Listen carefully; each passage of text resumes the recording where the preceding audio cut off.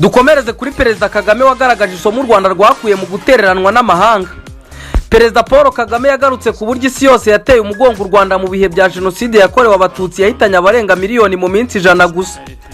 Agaragaza ko byasigiye u Rwanda amasomo akomeye yo kwishakamo ibisubizo akimuhana kakaza imvura ihise. Nubutumwa yatanze ubwo yari yitabiriye ihuriro mpuzamahanga Astana International Forum riri kubera mu mujyi wa Astana muri Kazakhstan. Ni ihuriro ryatangiye kuba muri 2008 ariko muri 2023 ryahinduriwe izina ndetse n'ingingo ziganirwaho zirushaho kwaguka. Iri huriro rihuriza hamwe abakuru b'ibihugu ba rwiyemezamirimo ndetse n'inzobere mu bumenyi n'imiryango mpuzamahanga baganira ku bibazo bikomereye isi mu bijyanye n'umutekano, politike mpuzamahanga, ingufu, imihindagurikire y'ikirere ndetse n'iterambere ry'ubukungu. Iry'uyu mwaka byateganyijwe ko rizitabirwa n'abarenga 5,000 bo mu bihugu birenga 50. Perezida Kagame yavuze ko nyuma yo gutereranwa n'isi u Rwanda rwari rwarabaye umuyonga rwatangiye kwishakamo ibisubizo byo kwiyubaka ruhereye ku busa. Yagize ati nibwo twatangiye kwisunganya tugerageza kubaka twishakamo ibisubizo buri wese agatanga uruhare rwe ndetse tugerageza kwiremamo icyo cyizere, ariko nacyo cyadufashije kubaka ibigo bya ngombwa guhaza ibyifuzo by'abaturage. Icyakora n'ubwo u Rwanda rwishatsemo ingufu zo kwiteza imbere no kwiyubaka, Perezida Kagame yagaragaje ko ibyo bitabujije abanyarwanda gufatanya n'abandi ku isi, na cyane ko abafatanyabikorwa n'inshuti z'u Rwanda barushyigikiye cyane.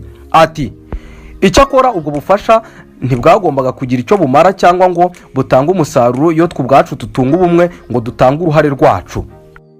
Mu myaka 31 ishize u Rwanda rwiyubatse mu buryo bugaragara nyuma gato ya jenoside yakorewe abatutsi. Ubukungu bw'u Rwanda bwagabanyutseho 50%. Nko mu mwaka w'1995 ingengo y'imari y'u Rwanda yari miliyari 56 kandi ubwo inkunga z'amahanga zirenga 90% byayo. Mu mwaka wa 2025-2026 ingengo y'imari yageze kuri miliyari 7 na miliyoni 32 n'ibice 5. Ugereranyije na miliyari 5 na miliyoni 816 n'ibice 4 yo mu ngengo y'imari ivuguruye ya 2024-2025.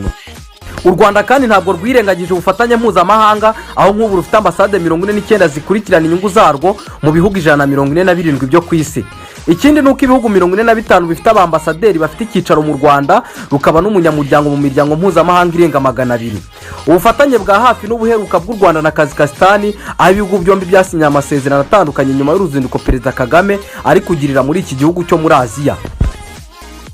N'ubufatanye mu nzego zirimo ibya diplomasi, ikoranabuhanga, uburezi, ubuhinzi, ibijyanye n'imari ndetse n'ubucukuzi bw'amabuye y'agaciro. By'umwihariko Kazakhstan igiye kugitumiza beryllium ituruka mu Rwanda. Amakuru yacu reka tuyahinira aha. Mwari kumwe nanjye Imana ishimwe Vincent. Niba ukunze ibiganiro byacu ntiwibagirwe gukanda subscribe kuri TV yacu Vumbura TV, like, comment ndetse na share kugira ngo ujye urushaho kubona ibindi biganiro bitandukanye tunyuza ku muyoboro wacu wa YouTube.